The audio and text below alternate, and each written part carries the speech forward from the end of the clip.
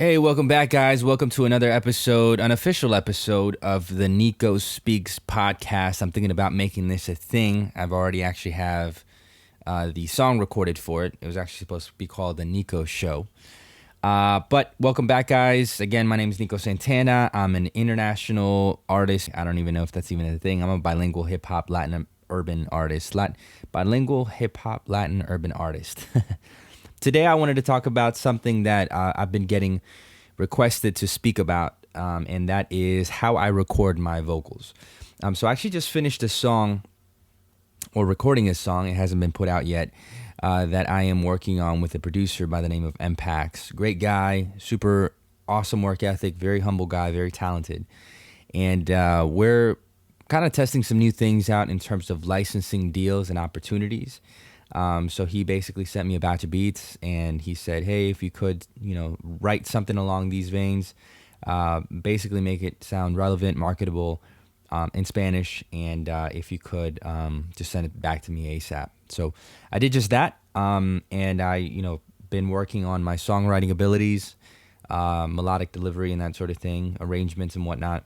And it's challenging. It's really challenging, but at the same time, it's rewarding. I like to push my artistry to the next level, and I like to learn new things. So I'm not going to speak too much into that. Sorry for the absence. I've been sick on and off. My wife's ready to pop, getting the twin girls ready to come home pretty soon, no later than the 20th of this month. So it's been pretty hectic, as you can imagine. On top of that, I had to cancel 2 shows. Unfortunately, I couldn't make it out to 2 shows that I was originally intending to go to. One was across the country in Washington, the state of Washington. Of course, with the coronavirus scare and everything else that's going on in my personal and professional life, I just couldn't make it. And then another one was here in Clearwater, St. Petersburg, actually, nearby, about an hour away. And we actually had a little bit of a scare, thinking that the day that the show was, we rushed out to the hospital because my wife started getting contractions. So it was pretty crazy. So anyways, you've made it this far, so let's get into the good stuff. I'm going to go ahead and share my screen, and you will be able to see exactly what goes down in terms of recording. So let's get into it. All right, guys. So here I am right now. I'm testing this screen recording app. I'm on Logic Pro, so hopefully everything works out. I'm on Logic Pro X, or 10, whichever way you want to say it. As you can see, I'm not very organized with my track arrangements. Some people color code and name and all that fun stuff. I just do it the unorganized, lazy way, if you will. The first, a couple tracks here, 1, 9, 11, 3, 4, 5, 3, 4, 10, 7, 8, 6, 5. Are actually all vocal tracks. They all have different, inputs and whatnot.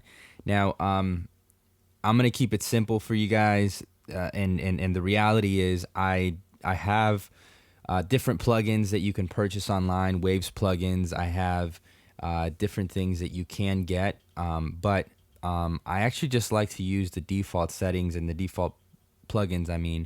From Logic. For various reasons, but for today's explanation, if you have Logic Pro X, this will serve its purpose. So here we go. Like I said, I mentioned that I was working on this song. I'm just going to show you guys a little bit of it. Hopefully it plays through the speakers. Ella es una culebra de corazón duro, una traicionera, espérate el turno, no te metas con ella que no vuelves puro, en la oscuridad menea dañándote el mundo. Okay, so as you can see, I have one main vocal track. I have an emphasis track here at the bottom, and then I have these I don't know what you want to call them. I guess emphasis tracks as well. Por ella yo caí, ay, ay, y nunca más la vi, ay, ay. La llaman la culebra, es una hechicera. Yeah, yeah, yeah, yeah. No me... Okay, hopefully that played, and you can hear it. But basically, what I'm doing is I'm going to add pitch correction to my tracks, right? Now, some people go to the root note, the scale, and they do it that way, which is fine. I used to do it that way when I used to work off of Auto Tune and I had Pro Tools. Um, I like to sit down with a track and kind of just punch in what notes actually work and which ones don't. So it takes me a little bit of a trial and error, but once I get it down, it's perfect. I know that every note that I hit on there is going to work. So you want to decrease your response time if you can't hold a note for the life of you, and if you can't really what's the word I'm looking for? If you're not as vocally trained as other people are, you may want to decrease. I think the default usually is in the middle here. You want to decrease the response time to as little as possible. In this case, the T-Pain effect, if you will, is what I have it set at, which is the fast response time, which is 0 milliseconds. And that kind of creates more of a robotic feel to your vocal. It basically, once you start recording, the closer your note that you're hitting is to any one of these notes, it'll basically stick it to that note. So I can't really do an example right now as I'm speaking, but basically, if I were to sing in C sharp or even D, it'll D and maybe a little bit of a flat D, it'll correct itself to a C sharp. If it's a little bit of a sharp D, then that sounds weird, but it'll go to an E, and so on and so forth. So that's really it for me. I mean, we can go into depths with what actual music theory is and that sort of thing, but for the sake of keeping it simple, I would say just try to figure out what the song's key is in, and if you're working on a beat that is purchased or leased or whoever you got it from, see if you can ask them if they know. If they don't, that's fine. Just try to figure out, and if you have any sort of awareness of what is actually in key and what is not, then I would say go ahead and blank out the notes that aren't in key and keep the ones that are. So pretty straightforward here. Now the cool thing is Logic offers a lot of defaults when it comes to their plugins. So I usually just like to go in here, click voice, go to male Vox 1, pop vocal. I'll use sometimes. Sometimes I'll use male lead vocal.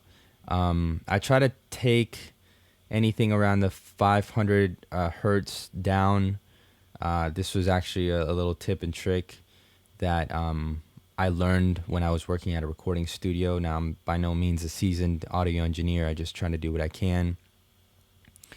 From what my understanding of it is, you try to take any frequencies that may muddy out the vocals. So I try to take up to 100 hertz off of the back end of the vocal. I try to take down the 500 hertz here. And usually I don't add any frequencies, but I liked how it kind of sounded, and that was the default on this particular setting. So I went ahead and left it alone. So you want to do your EQ before your compression. Some people will do an EQ where they take out the muddiness out of the vocal. They'll compress the vocal, and again, I just used the default here. I brought the threshold down to about 29 decibels.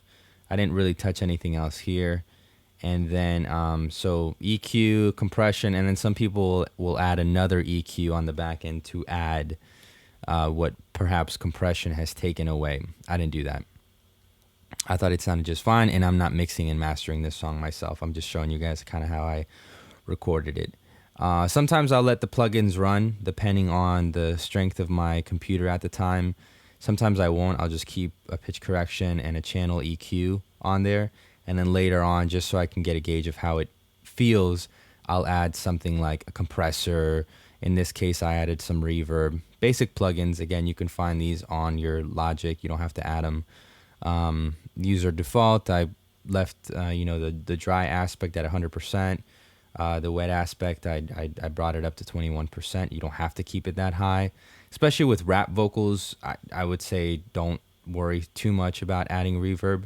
Maybe just a little bit, but that's about it. And then I added a delay which is this echo track right here. Make sure you're doing, if you have your tracks on stereo mode, make sure you're doing stereo, because if you do dual mode, dual manual, or mono, I don't know why I said mono. It basically controls the left pan and the right pan individually. So, and then the entire, I guess the entire track, the master, if you will, I've gone ahead and done the final mix hip hop setting here, and the multipressor with the final pop compressor, and just added a little bit more bass, a little bit more treble, and some of these highs I added back on there. So that's about it, guys. I mean, if you want a more in-depth explanation, I'll be happy to do that on my Patreon page. I wanted to make this as accessible to anyone doing this. All right, so hopefully you guys found that helpful. If you have any questions, go ahead and comment in the comment section below.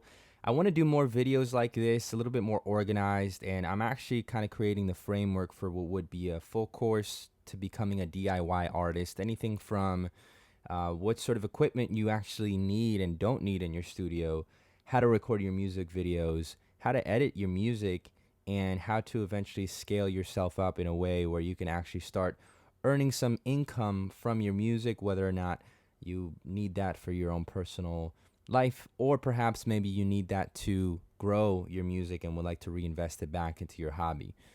So let me know if that interests anyone. I hope to do it within the next 3 to 6 months.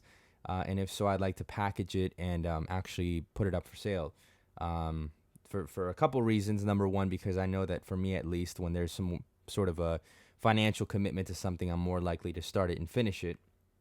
But two, I have a growing family, so I definitely need the funds, and would be appreciative of anyone who would purchase something like this. And it's definitely something that I'd like to do for the sake of actually like feeling fulfilled with some work that I pursue on the side. So if you haven't already hopped onto my Patreon page, please go ahead and do so. Patreon.com/Nico Santana to support this video and any more videos. If you have any other requests, again, this was made due to a request that somebody kindly enough suggested that I do. So hopefully you found this helpful. And again, if you guys have any more requests on videos that I should record, please let me know. As always, leave a legacy. Nico Santana.